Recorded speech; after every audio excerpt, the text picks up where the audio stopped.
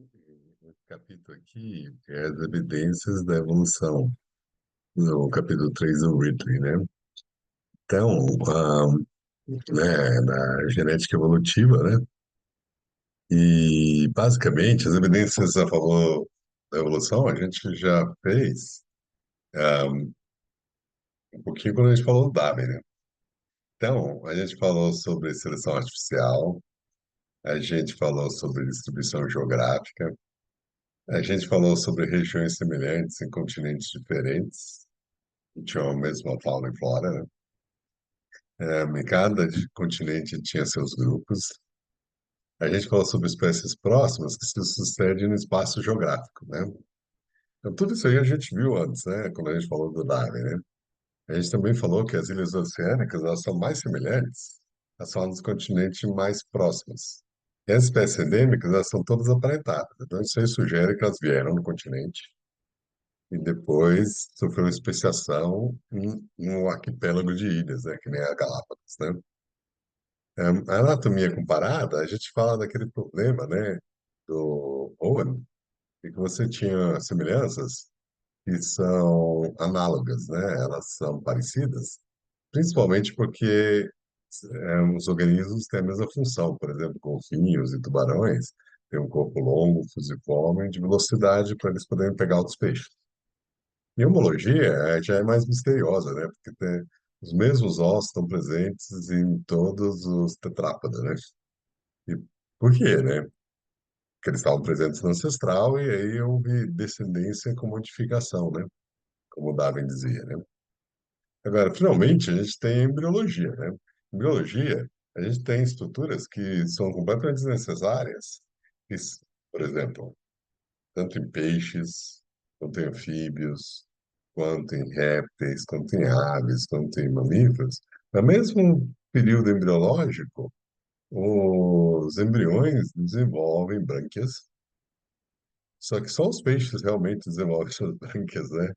Porque ou nos anfíbios elas são modificadas ou elas são reabsorvidas, né? Elas não resultam em brânquias reais, né?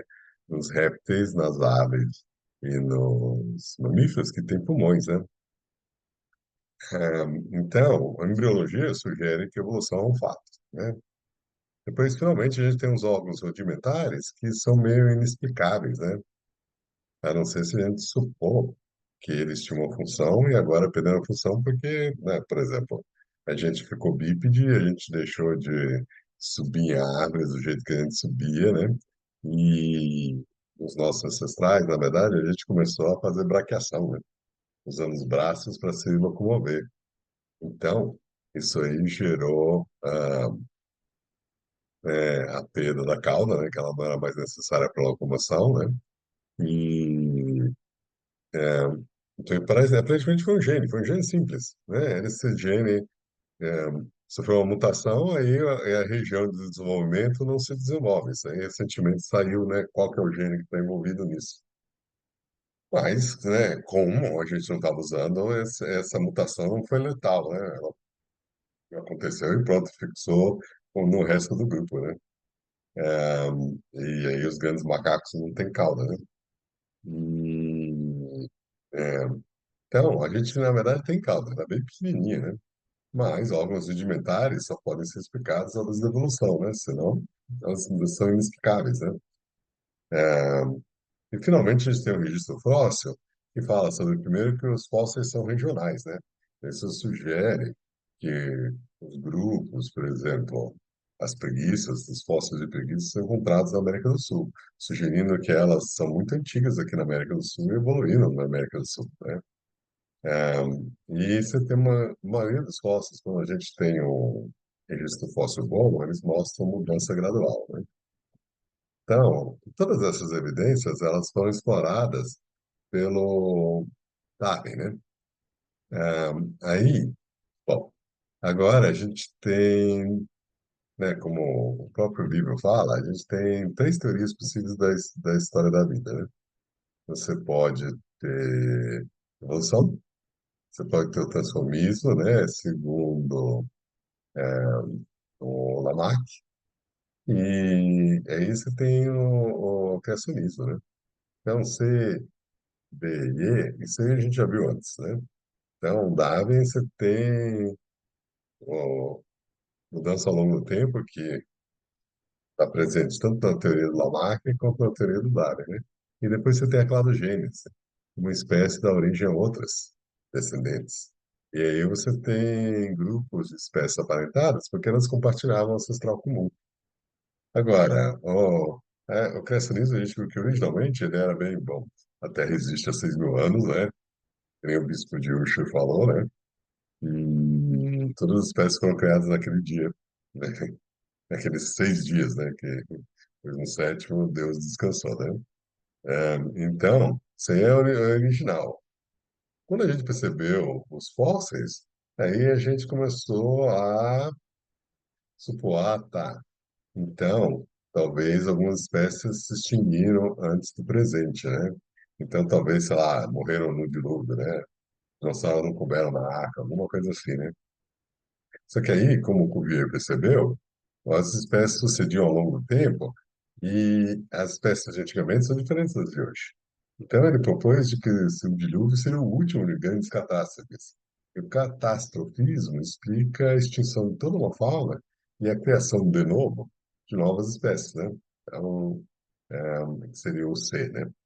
Então, essas são as visões. C, D e E são formas de criacionismo, né? B é a ideia do Lamarck, né? Transformação ao longo do tempo. Espécies se originam por geração espontânea. Elas têm uma tendência inata a seguir um caminho, né? E se você é planta, você continua sendo planta e assim por diante, né? Mas essa aí seria a força principal motriz. Mas a adaptação às circunstâncias, isso aí seria a lei de uso e abuso, tá? E o Darwin, né? De que isso aí tem como a gente tem dois componentes, um horizontal e um vertical. O horizontal é a adaptação geográfica, né? Que leva à especiação, né? Segundo Darwin. E, e depois a gente tem a visão ao longo do tempo, que as espécies ao longo do tempo elas podem ficar cada vez mais divergentes, né? Então isso aí leva um cone de diversificação, tá? Bom, ahn, o que é interessante é que a evolução pode ser observada, né? Então, na AIDS, a gente começou a usar remédios, só que o vírus se adaptava aos remédios, né? Então, é, a resposta a isso, como o vírus evoluiu numa velocidade muito grande, é a gente usar um coquetel, né? Que aí fica improvável de que o vírus vai conseguir se adaptar a todos simultaneamente, né? Então, se tornou mais difícil a evolução, né? É, então, veja, a evolução salva vidas humanas, né? Bom, É, e aqui a gente tem uma colônia diversa de bactérias, e você aí usa um antibiótico e causa a morte das bactérias, né? E aí, eventualmente, você tem evolução de bactérias que são resistentes. Então, gente, a gente tem feito isso em geral, né? E a grande vantagem é de que você pode cultivar as bactérias e congelar as placas de pele. Então, você tem as bactérias paradas na evolução e você pode sequenciar o DNA delas, enquanto que você continua replicando as colônias. E isso é feito com bactérias, mas também isso é feito com vírus, né? Então você pode congelar o organismo e você aí, depois quando você sequencia, você vê que mutações que ocorreram para se adaptar em cada um. Então a evolução pode ser observada, né? Ela é difícil de ser observada em organismos que vivem muito, né?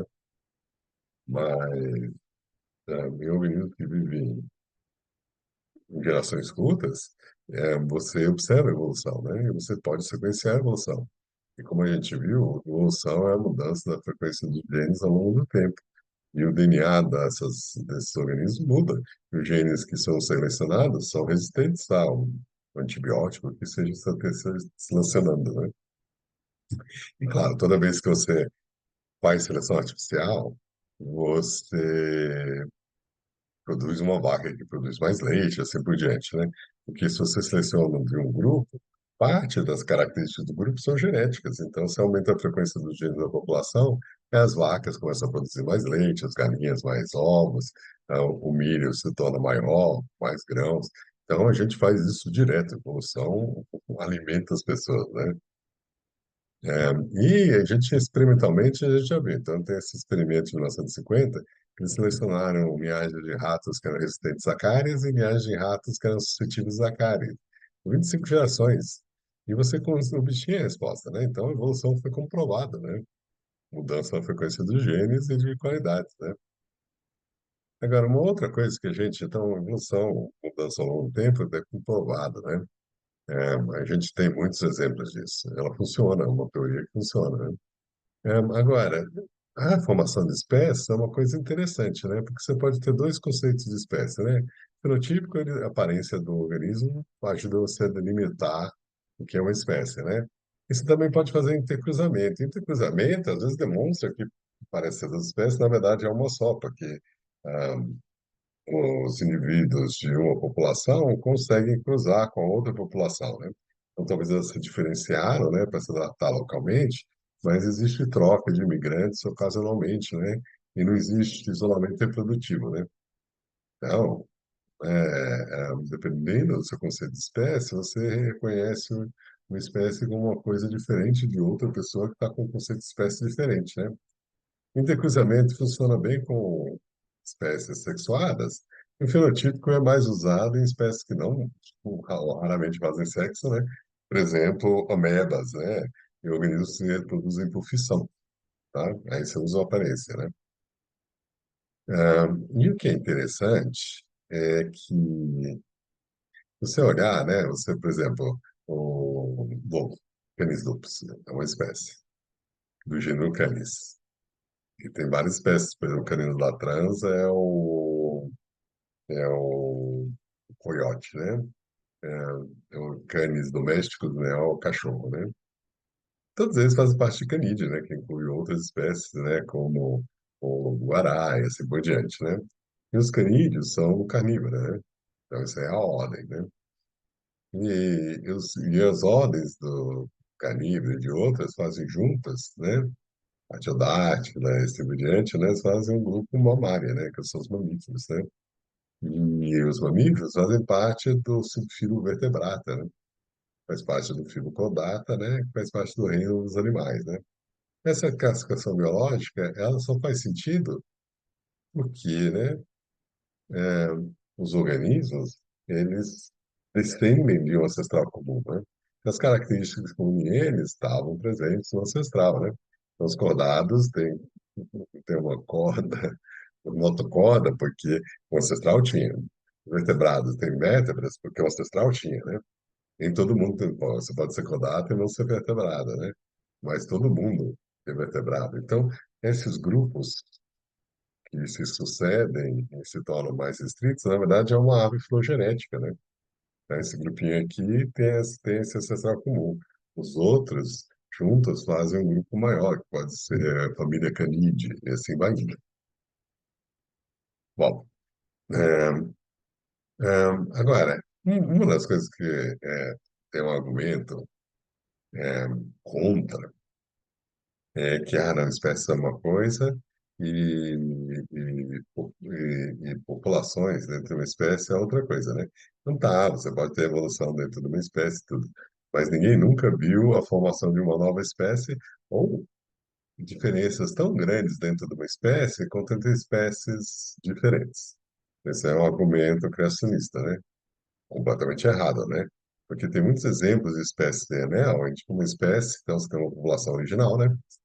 E aí a população vai se espalhando, encontra uma barreira geográfica e dá a volta nessa barreira geográfica. E quando eles se encontram, eles não conseguem se reproduzir mais, a despeito do fluxo gênico que entre as populações, tá? É que você tem isolamento por distância. Então, quando uma espécie se espalha na geografia, a distância impede que as mutações que surgem numa ponta cheguem na outra extremidade em tempo hábil, né? Então, aos pouquinhos, a espécie vai se espalhando e vai acumulando diferenças, porque a seleção natural vai selecionando genes diferentes, em localidades diferentes, que têm clima, vegetação, etc., diferente, né? Então, ao longo do tempo, o que é uma espécie começa a se diferenciar em subespécies, né? Quando elas se encontram, elas podem ter evoluído o isolamento reprodutivo nos extremos, tá? Elas continuam trocando genes com as populações adjacentes, mas a distância é tão grande, entre as populações nos extremos, de que elas acumularam genes que nunca foram, se encontraram antes. Isso aí pode levar ao isolamento reprodutivo, né? Tem vários exemplos disso, né? Então, a gente tem essas salamandras aqui, tá no livro, né? Que é Ensatina e Schutziae. E aí você tem Ensatina e Schutziae, a salamandra, né? É um anfíbio, né? Oregonensis, né? Oregonensis, ela, ao longo do tempo, ela vai ficando mais malhada, né? E aí, você tem, ao longo do litoral, né? Então, por exemplo, eles estão vindo das montanhas Cascade, né?